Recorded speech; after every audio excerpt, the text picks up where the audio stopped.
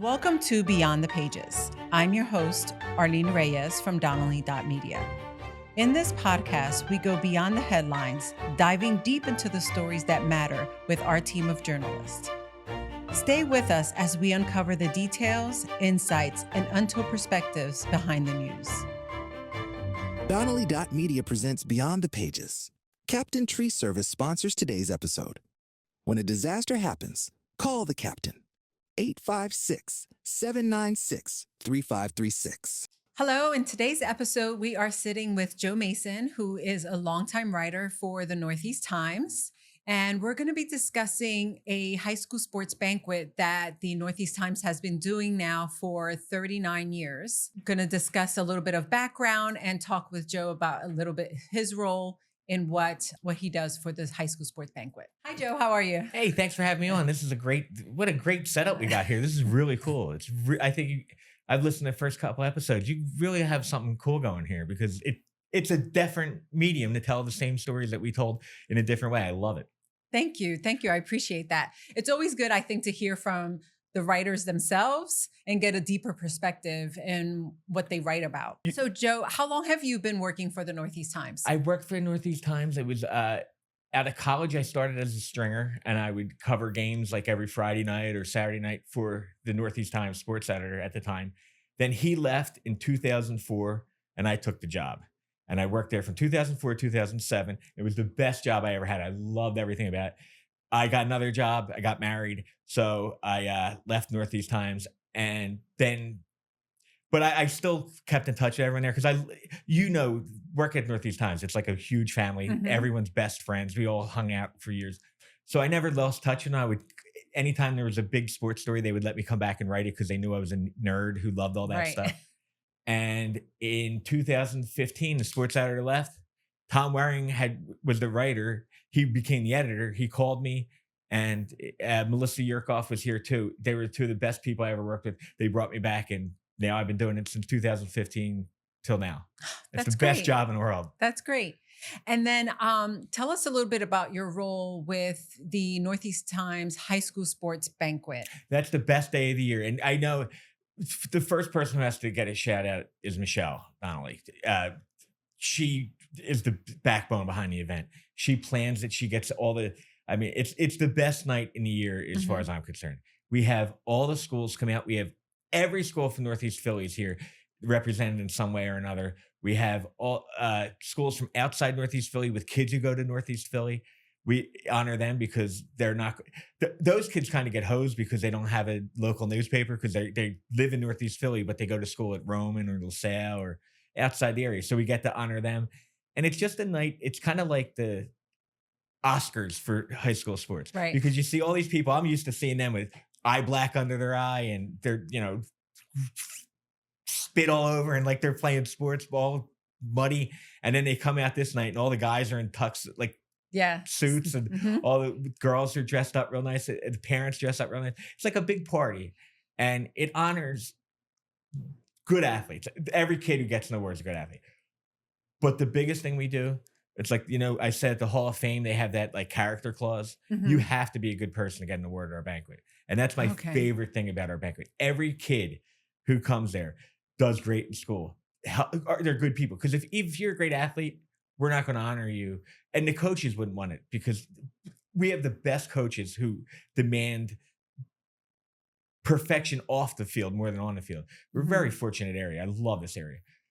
So we on everyone we honor, and it's about 50 people, is a great person. That's what I love about it because these people deserve it. It is a great evening. I several years ago when I first went to the event was so touched with the kids' enthusiasm when they go up and they talk about their sports and their coach and their teammates, but also they all thank you and Tom Waring, who's the editor. And for me, when you hear people say, oh, this younger generation, they don't really care about what's going on in the newspaper, this or that, or in their town, the way they all speak about, their passion for their community and the sports and the appreciation on the articles that are written about them and their teammates, it's very deep and very touching. So I found that that's what the the event has a lot of heart to it. And the kids do care. Like the kids, Mhm. I get text messages from kids after. One of the coolest things about my job is I really don't have a job. I watch sports and I talk to kids. And when I first got into it, I loved watching the sports, and I was talking to kids was okay. Now I love talking to kids because I love getting their stories. But that is the best part about this. Like the kids actually do care about the newspaper. They want. Mhm.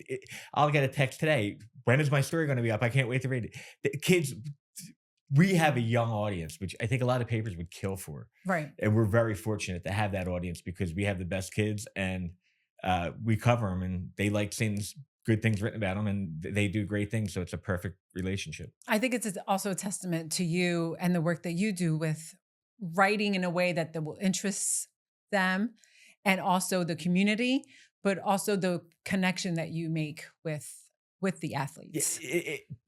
every kid has a story to tell, Mhm. and our job is to tell a story, especially with our paper. We're different. Nobody covers high school anymore. But back in the day, like Mhm. the Inquirer would cover high school, other papers would cover high school, and they would focus on the game.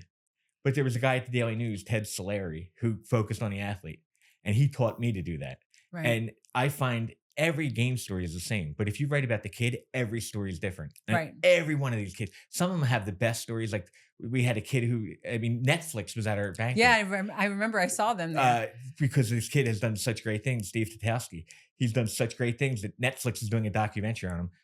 When I got an email, can Netflix come to the banquet? I'm like, yeah, they can come. That was All great. right.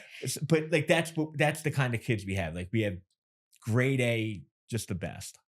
Are there any other students that maybe you want to give us a little deeper background on? Oh, let's talk about the Father Judge basketball team because this is Okay. my favorite story of the year. We don't get many state championships around here. We don't get many Catholic League championships in basketball, particularly. Judge won both. They won a state championship and they won a Catholic League basketball championship. Catholic League basketball, it's easier to win the NBA championship than the Catholic League championship because Roman, all the Newman Gretty, the Catholic League has the best high school basketball in the nation. Judge won that. They Mhm. also won a state championship, beating Roman, another great team, with a guy from Northeast Philly who's their coach, like dropping that in, Wow. Chris McNesby. But so that team clearly was the best basketball team in the area this year, probably not top 10, not ranked in the country. The first story I wrote about them, and we had three people honored from the banquet from them. So we Mhm. had our athlete of the year, we had our basketball player of the year, and a coach of the year. The first story we wrote about them. So they're the best basketball team in the area. What do you think the Right. first story we wrote about them? Maybe how good they're going to be, or this kid's going to college to play ball. It was about their GPA as a team. Like that to me, Right. that is like, oh my God, you are that good at basketball. But that's not even like when we first do a story, we don't even touch. I don't even think I wrote the word basketball except when I said they were the basketball team. It was all about how good they do in school. And that is a perfect example of a Northeast Philly team that takes care of business on and off the field. And that basketball team was just Kavar Kennedy. He was our athlete of the year. Mhm. Great kid going to play college basketball. Their coach, Chris Rowntree, he was on the last championship team that Judge won. So last time Father Judge won a basketball Catholic League championship, he was on the team Team. 27 years ago, Nice. which it's really cool.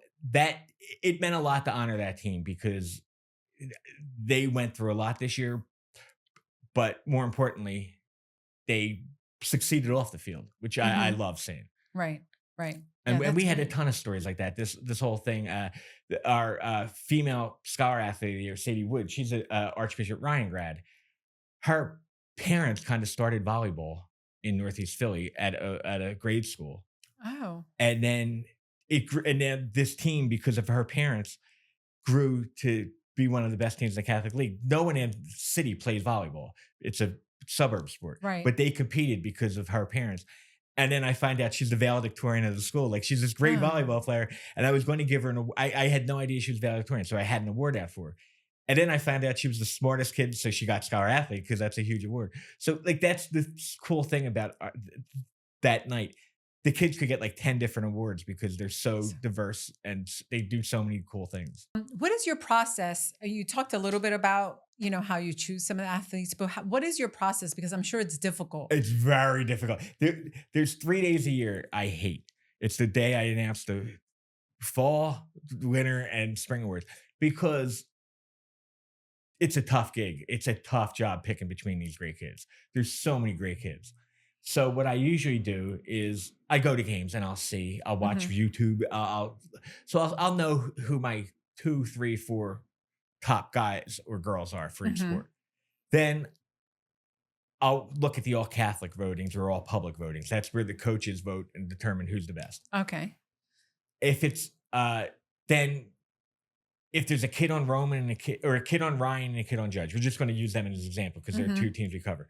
If there's a really good kid on Judge and a really good kid on Ryan, uh, this is where I'm lucky. I'm friends with a lot of coaches outside Northeast Philly, so I'll text them, "Hey, who gives you more nightmares of these two players?" Oh, when they And then I'll ask a coach who plays against them, and I'll ask 2 or 3 coaches, and they're great because they know that they want to get the right kids awards, and that's how we do it. Like I don't pick all the winners. I have help, but the help is from not like outside from the outside yeah. okay. And so you're not just choosing because of someone who scores the most or No, has anything like that. It's a deeper. yes. Well, you have to be a good person, and that's my main clause. Like I don't think I've ever disqualified someone because we have good kids. Like we Mhm. really do. Like, but if a kid was not a good person, they would not get some because I think that's really important. But that has never popped up at all. We have the greatest kids. Like we really do. You meet them, Mhm. you Yeah. hear their stories. Mhm. They're funny. They're and they all go on to do great things. That's the best part. And Right. keeping in touch with these kids, I'll get text messages from when they're cops or doctors Oh, or that's physical amazing. therapists, or I'll see them out. Like I'll see like down the shore. I was down the shore, and I'll see people I covered 10 years ago. It's the best thing. Like it's Yeah. really good. And I'm sure they right away recognize you Yeah. and run up to you. So what is something that maybe you would like to evolve with the sports banquet? Well, it's impossible what I wanted to happen. But Mhm. it happened this year. I did the award banquet. Everything's good. I stepped down before I could even talk to my wife or anything. Someone comes up to me and says, "How come we don't give a golf award?" I'm like, I want to give a golf award. I want to give tennis award. I want to give bowling award because we have so many great athletes. I inherited the awards we got. Right. And I've added every year. I've added awards, and Tom Waring always goes, "Hey, we're going to be here forever, all night," because I keep adding. And that's the best thing about Michelle. She always lets me add. So we Mhm. are evolving. But to get to the point where we give every sport an Sport. award, Yeah. it's going to take. I mean, we probably have to do multiple banquets. How many awards did we give out this year? 50, Okay. Yeah, and that's we a good probably amount. missed about 20. Like we'd have to add 20. It's a lot. Like that, Yeah. adding 40% to the night. One thing we do go quickly. I think I love the pace of the banquet. The Mhm. kids go up, they do a great job speaking, but no one goes long. Yeah, yeah. It doesn't take too long for them No. to give their Yeah. thanks, and they just kind of move it along. So Yeah. yeah, it Because doesn't go nobody wants to too be there all long. night. Yeah, right, exactly. And so I mean, maybe it's a thing where maybe we have 2 nights. Yeah. I would do that. Yeah. Tell Michelle, tell her right now. Right, yeah. And then speaking of having 2 nights, one of the things that makes this possible are some of our sponsors. Yes. So if we can mention some of them, Hot Works and Jag Physical Therapy were both physical sponsors, silver sponsors, along with Franklin Town's Charter. charter. And then our gold sponsors, you're familiar with these schools. Archbishop Ryan, St. Hubert's. Yeah, they were all 3 of those schools. Not only they got a lot of awards, and I didn't even know they were sponsors. And like the people Till are like, "Oh, after. you picked." I don't know who the sponsors are until long after. I Right, pick. yeah. I think we do a good job with trying to separate the editorial Yeah. with the advertising and sponsorships. But all 3 of those schools cleaned up. St. Hubert's they just have the best attitude when it comes to sports. They have the great cheerleading program. They got a great basketball program. Their soccer coach who left was one of my favorites. They really built a nice sports program. Archbishop Ryan, I mean, you don't get any better than that. Mhm. Joe Zaglinski, their AD, don't tell anyone, but I covered him when he was in high school. He looks way older than me, but I'm just kidding, Joe. He does the best job as an AD. He was a better AD than he was athlete. He was a Division I athlete, so that tells you how good he Right. is. And Franklin Town, my God, what a school. They just do such a great job over there. Their girls programs are virtually in every public league championship, and their boys programs, they have boys soccer, baseball, and wrestling are really three of the best in the public league. And our other sponsor is Spikes. And I got to tell Right. you, Spikes, Teddy Westervelt, who runs Spikes, he's the play-by-play man for the Archbishop Ryan basketball team. Mhm. Best play-by-play guy in the country, better than Dick Vitale. Right. And he just really takes care of us with the Yes. trophies. We could not do this without him. Right. Without Right. the whole staff at Spikes. They are easy to work with.